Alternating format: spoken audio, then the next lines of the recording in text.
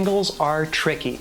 Getting the poi to cross and uncross on purpose can lead to both really cool tricks as well as messy knots. Drex here from DrexFactor.com, and today I'm going to share some of my best tips for getting down air wraps. Air wraps are one of the foundational tangles. Without having a good grasp on them, you've got an uphill battle for learning both about hyperloops as well as orbitals. But take heart, I've got some super helpful tips that will help you break through to understanding how this trick works. Please join my notification squad by hitting the subscribe button as well as the notification bell so you know exactly when I drop my next video. Before we dive in, I just want to take a moment to give a shout out to the friends of the channel. Big thanks to Dark Monk, Flowtoys, LMF Props, Spinballs, and Ultrapoi for helping to make the videos on this channel possible. You can visit all of them on the web by following the links down in the description of this video. So straight up, air wraps confused the hell out of me when I first tried to learn them. I knew a lot of people that told me that the poi would just automatically untangle after you cross the tethers over each other. Spoilers, they did not. If you're one of the lucky few for whom this did turn out to be the case, then congratulations. For everyone else, I'm going to go into detail on how I finally was able to make this trick work for myself. In my experience, pulling off air wraps comes down to two different but very important puzzle pieces: planes and sequence. Though it's impossible to tell this from the audience's perspective, doing a successful air wrap requires you to bend your planes in the same kind of way that you do for thread the needles and weaves. By the same token, you have to keep track of which poi head is crossing through these plane bends at what time, because they have to exit in the same sequence in order to untangle successfully. Confused yet? Let me walk you through each of these concepts in greater depth. Planes.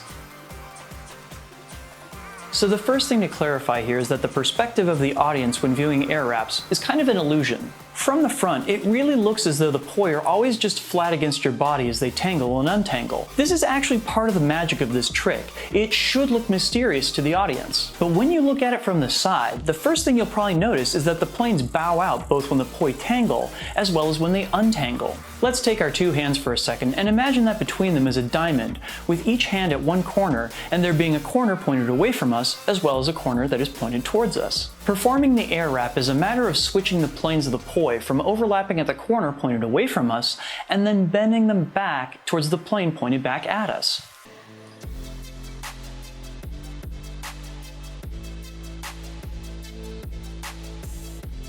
You can actually get a feel for this with each hand individually by practice doing tic-tacs around the opposite hand. Spin and wall plane in the direction of your choosing and try to tic-tac the poi head in front of and then behind the opposite hand. This will put your cross point out past your elbow.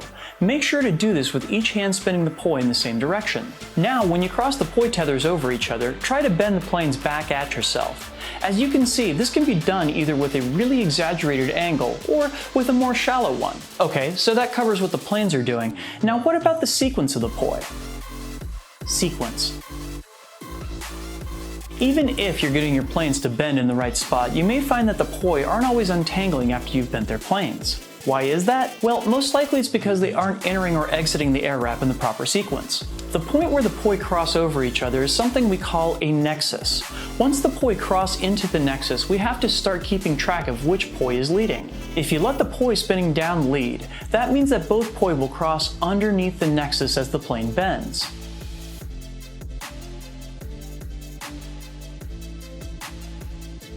If you let the poi spinning up lead, that means that both poi will cross above the nexus.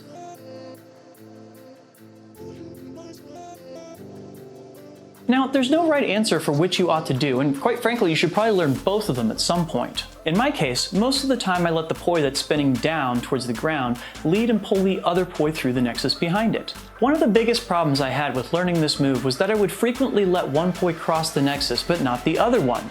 You can usually tell this is happening because you'll wind up with one arm that is slightly further back than the other one.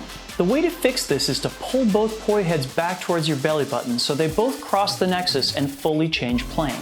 Because my dominant direction is clockwise, I want to see my left-hand poi catch my right-hand poi, them both going underneath the nexus, and if both poi successfully travel under the nexus in the proper sequence, they will unwrap in the new plane orientation.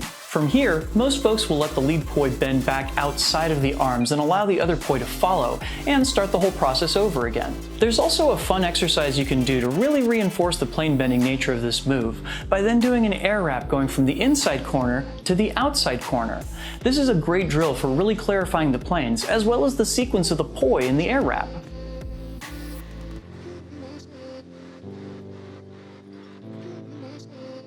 So here's hoping this helps to demystify AIRWRAPS somewhat. It took me a long time to connect some of these dots.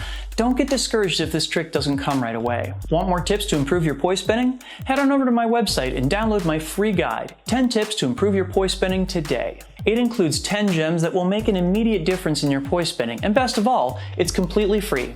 Download it today at drexfactor.com. Before I send you guys off, I just want to send out some massive thanks to my awesome supporters on Patreon.